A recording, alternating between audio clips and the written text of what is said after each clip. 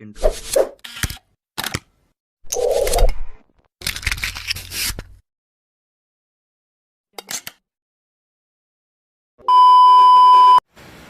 Okay, so for our fourth problem, ito yung tinatawag na design of most economic section.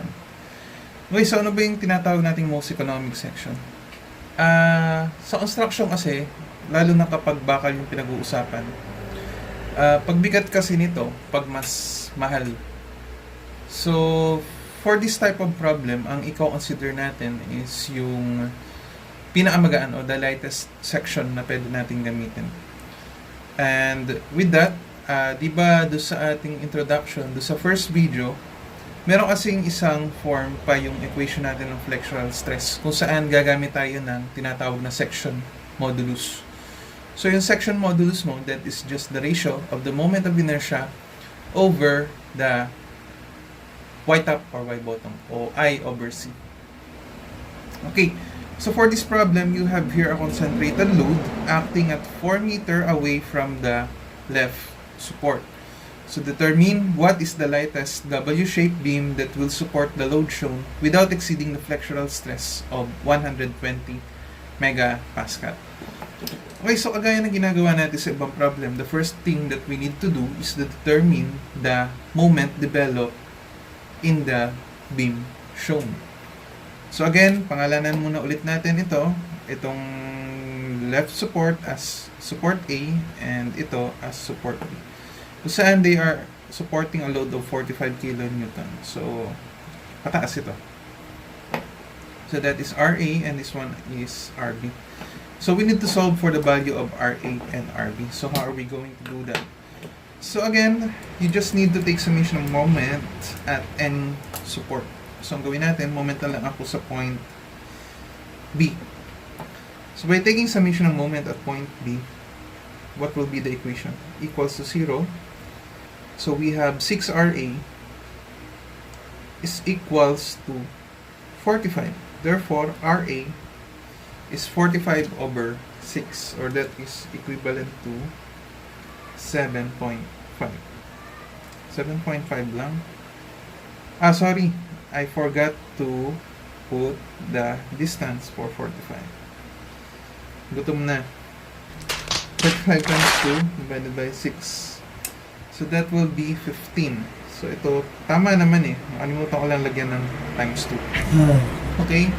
So that is equals to 15. 15 kN. Next, to get the value of your RD, so just take summation of forces ng Y o vertical equals to 0, assuming upward forces as positive. So the value of your RD is equals lang sa 45, then minus 15. So that is equals to 30 kN. Next, i-project mo lang yung mga axis mo para ma-drawing natin yung shear and moment diagram.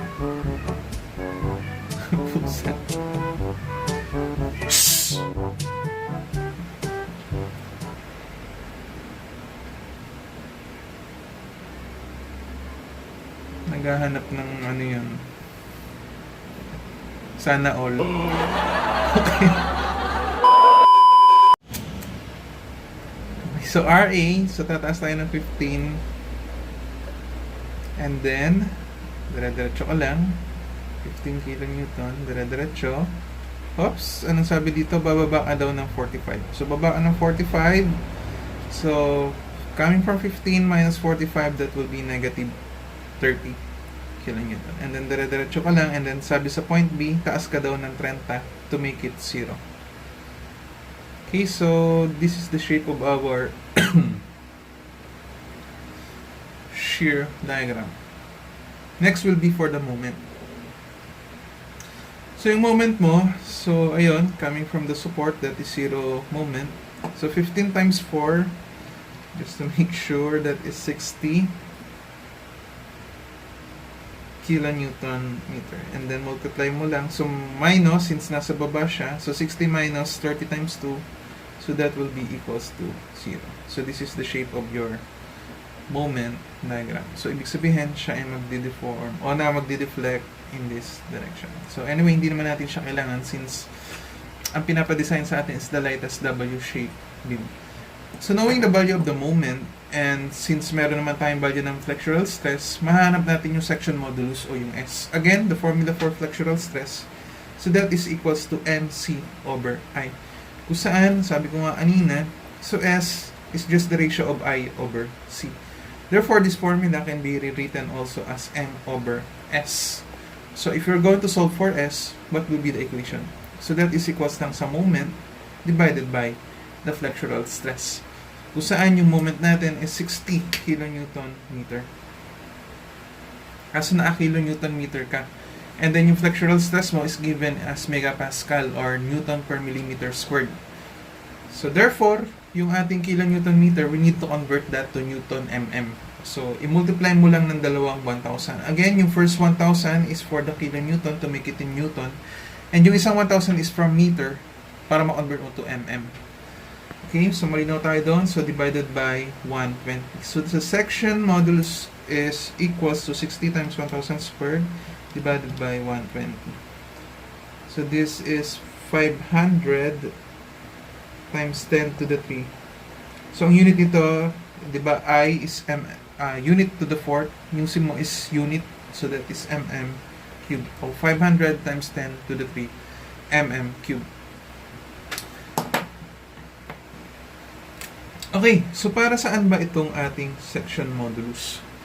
So, ang gagawin nyo dyan, if you're going to turn your book on page 554, itong kay Andrew Pytel and Ferdinand L. Sr., 4th edition. So, doon sa nahiraman ko, pasensya na.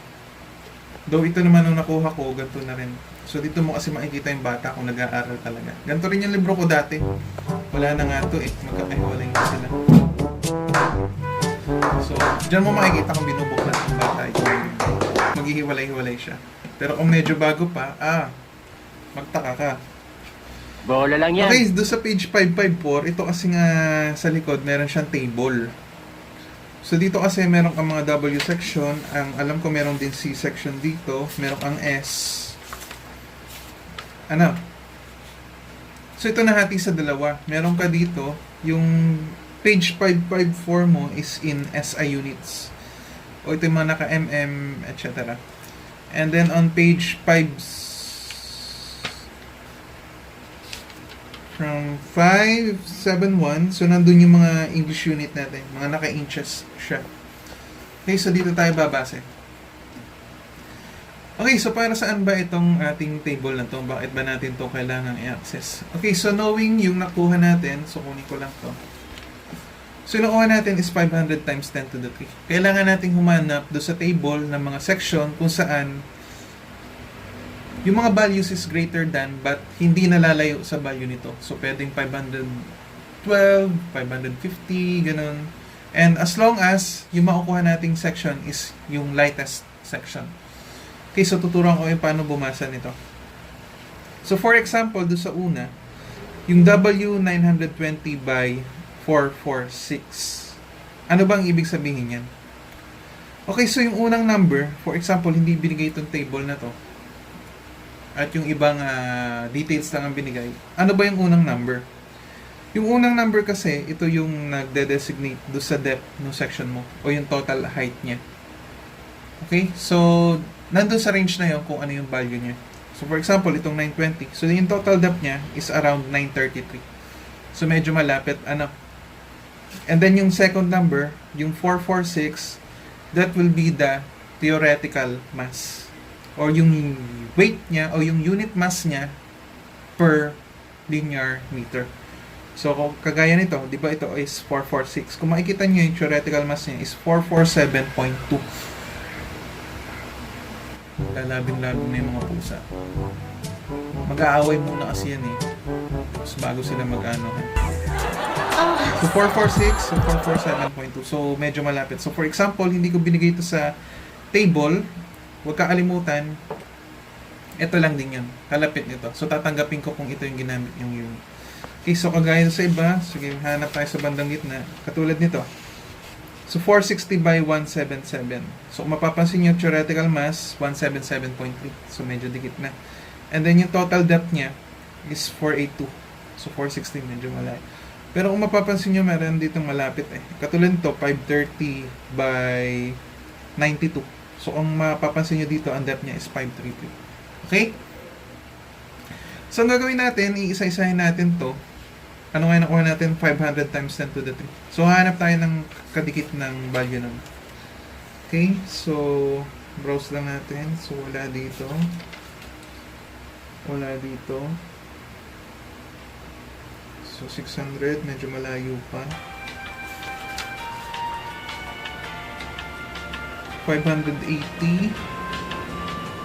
So, pwede, pero 39. Pwede na rin siguro. Okay, so isulat natin yun na. So, we have... So, gawin natin dito. Ito yung section. And then dito, yung theoretical mass. Theoretical mass. Ano ba pang kailangan detalye doon? And then, MC over I. So, yung depth, kunin natin.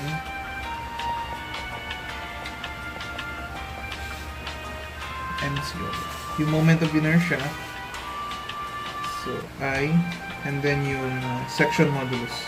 Ba't ko pala kinuha yung I at that pa? Anyway, since nasulat na natin. So, kunin natin to. W360 by 39. So, W360 by 39. So, ang theoretical mass niya, coming from the table, is 39.1. So, pili lang tayo siguro ng 3 o 4.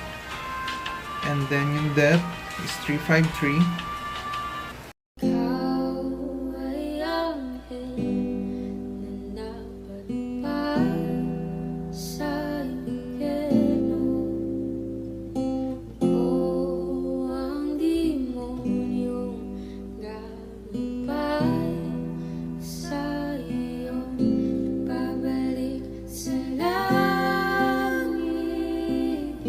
A few moments later.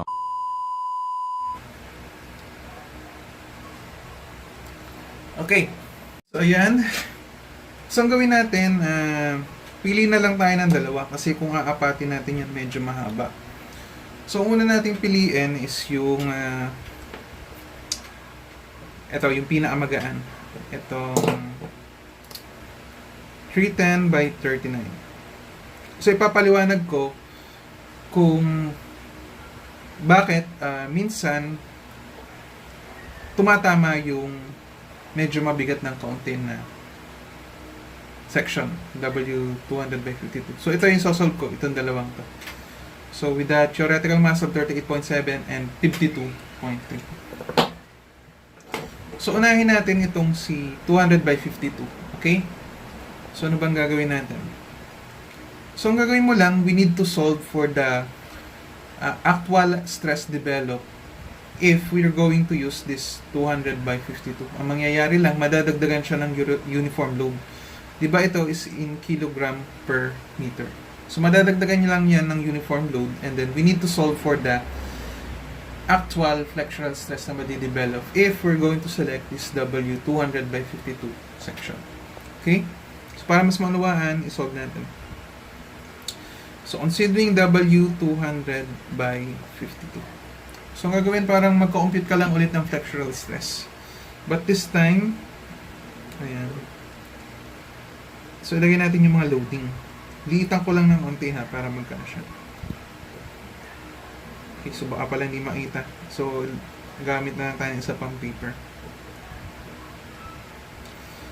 So, given ka ng 52.3 kg per meter, ang gawin natin, dalhin natin siya to kilonewton per meter. So, 52.3 times 9.81 divided by 1,000. So, that is 0.5131 or 0.5131 kilonewton per meter. And then dito, di ba from the original diagram, meron kang load na 45 kilonewton. And so siguro nagkakaroon na ng idea kung ano mangyayari dito. Ano? So ano yung first step in drawing the shear and moment diagram? We need to solve for the value of the reaction. So ganun lang ulit. So take summation ng moment at any support. So I would say this is RA. and this one as my RB. Okay, so when you take summation of moment at point A, B na lang. So what will be the equation? So that will be 6RA is equals to 0.5131 multiplied by 6 times 6 over 2 or 6 squared over 2 na lang para mabilis. Plus 45 multiplied by 2. So what is the value of your RA? 0.5131 times 6 squared divided 2 plus 45 times 2 divided by 6. So that is 16.5393 kilonewton. And then the next, just take summation ng forces ng 1 equals to 0 to get the value of your RD. Or that is equals to 45. So plus 0.5131 multiplied by 6 and then minus RA. Or RB is equals to what? 45 plus 0.5131 times 6 minus the answer. So that is 31.5393.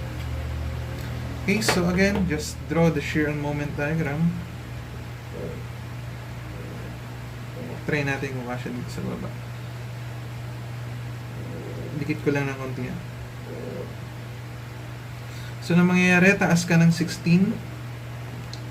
So, magiging 16.5393. And then, baba ka ng uniform load na to. So, 16.5393. So, minus 0.5131 times 4. Yun. So, magiging, ano lang siya. Ayan. So, magiging 14.4869. And then, bababa ka ng 45. So, minus 45. So, that will be 30. So, that is negative 30.5131. And then, minus, so since pababa sa portion na to, so, minus 0.5131 times 2. So, that is 31.5393. Negative 31.5393. And then, sabi sa support B, so, tataas ka ng 31.53. So, that will be 0. So, ito yung magiging shape ng iyong shear diagram. So, ano lang yan? Trapezoid. So, coming from 0 degree, magiging first degree. Okay, so, ganito lang yung magiging shape niya. Ayan.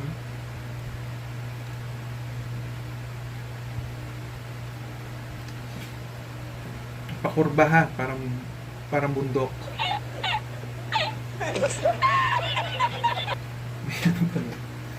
Okay, so just take the area of this h over 2 or 4 over 2 times 16.5393 plus 14.4869. So the moment here is 62.0524. So check natin kung magsi-zero. Ano? So ayan. So minus h over 2 or 2 divided by 2 times 30.5131 times plus 31.539. So 0. Okay, so tama yung naging moment diagram. Okay, so since may moment na tayo, ganun lang ulit. Diba ang flexural stress actual using this 200 by 52 is M over the section modulus nung napili nating section, which is 512 times 10 to the 3. Okay, so substitute mo lang to, 62.0524. So ito is na kilonewton meter. Again, i-multiply mo ng 1,000 squared para maging newton mm. So divided by, mawawala tita. So 512 times 10 to the 3. So what will be the actual flexural stress when we use 200 by 52? 62.0524 times 1,000 squared divided by 512. So that will be 121.1961 mega pascal. Okay, so yun lang. So ito pa lang napili nating isa, itong 200 by 52. Di pala pwede kasi siya is greater than 120 megapascal. As you can see do sa condition, without exceeding flexural stress of 120 megapascal. So, hindi pala aari yung 200 by 52. Okay, so anyway, let's try this 310 by 39. So, same procedure. So, ayan ako lang ng konti ito kasi hindi ka siya doon sa baba.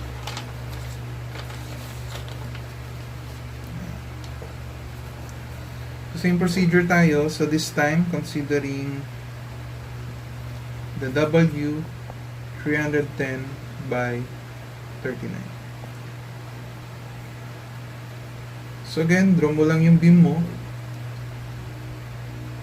So support, and then the uniform load.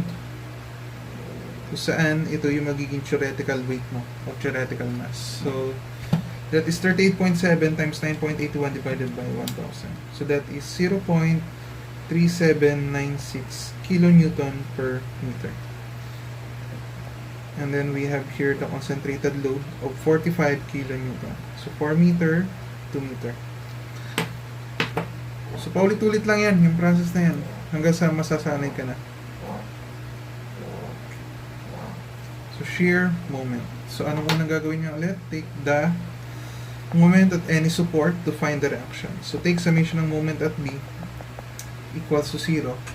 So that is 6 RA is equals to 0.3796 times 6 squared over 2. And then plus 45 multiplied by 2. So RA will be equals to what? 0.3796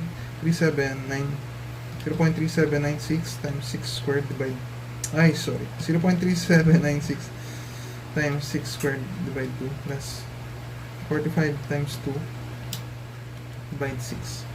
So that is 16.1388 kilonewton. And then take summation of forces vertical equals to 0, assuming upward direction is positive.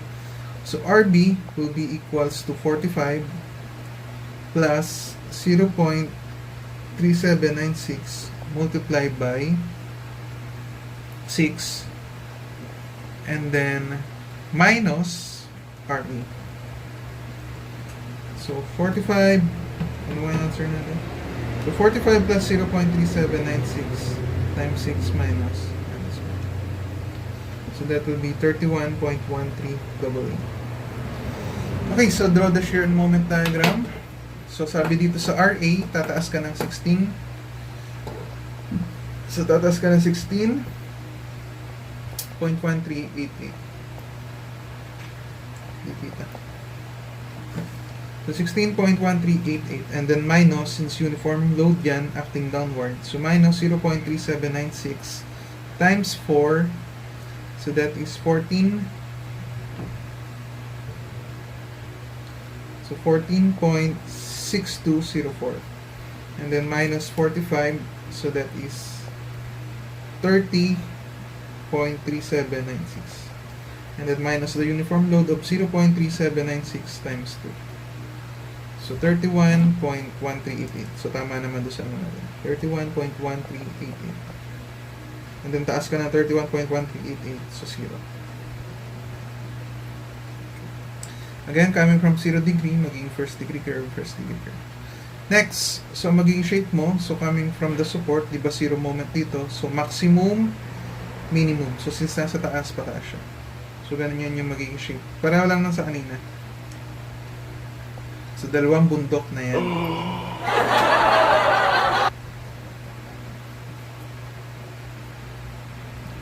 Okay, so ano yung point dito? So we have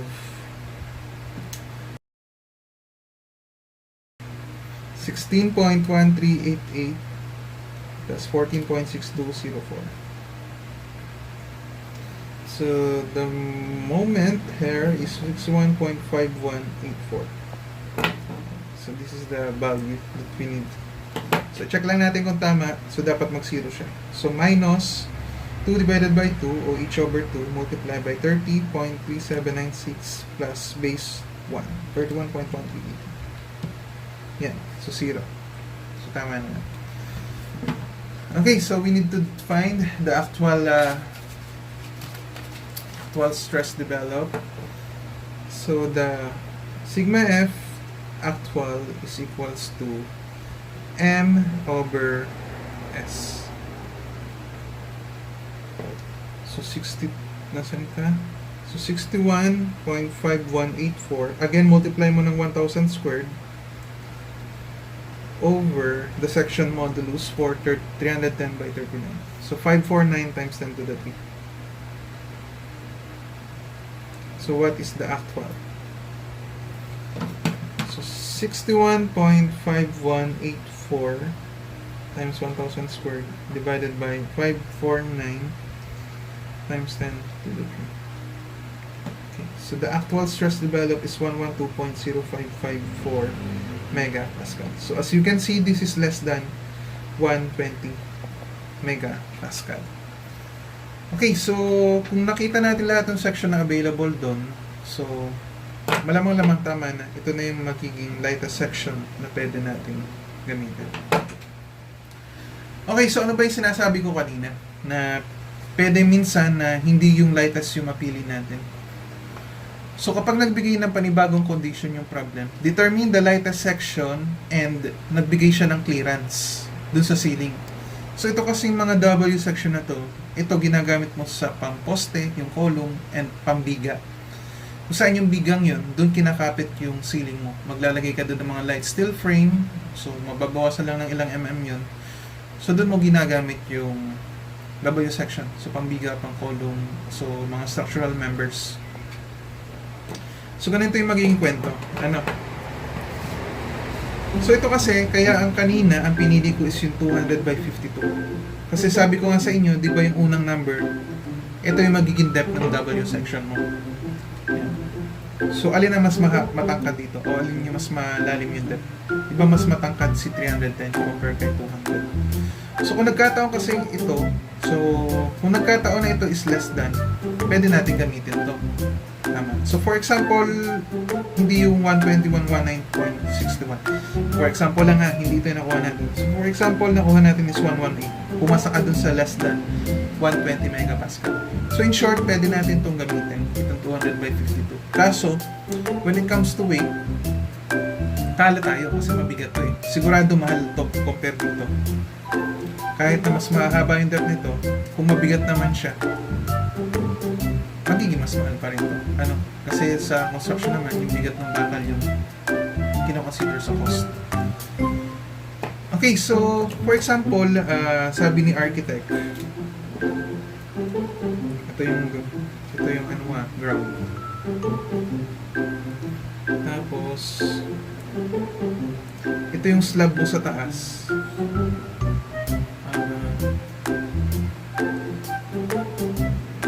Ito yung slab, and then dito nandyan yung mga biga, yung W section na imagine, ayan. So dyan mo nilagay yung mga biga. Ngayon kasi ang sabi, kailangan natin magkaroon ng clearance. Sabi, engineer, ito si architect ha. So ito si engineer. So may hard hat dapat yung engineer. Ito lagyan natin ng hard hat para safety. It's my best. Ito wala. Ito lagi naka-long sleeve yun. Okay. So sabi niya, pag nagkisame ako, for example, ang ating distance away from the ground hanggang doon sa slab is 3 meters. Kaya sabi ni architect, magkikisame kasi ako dyan. Dapat ang clearance na ibigay mo sa akin, o itira mo sa akin. Kasi as per project, pag nagkisame ako dapat dito, ang matitira dyan ay, so babawasan ko. So 2.8. So 2.8. So ayan. 2.8 dapat. Ngayon, ang tanong, between these two member, sabihin na natin mas magaan to. Kung may ganitong condition na binigay, alin sa tingin nyo sa dalawa ang pipiliin natin? Okay, so tama. Ito si 200. Kasi yung W200 natin, pasok siya dito. Kasi yung depth niya is 200. Though lumampas pala. Anyway, kung wari, 200 na rin to. Sumakto.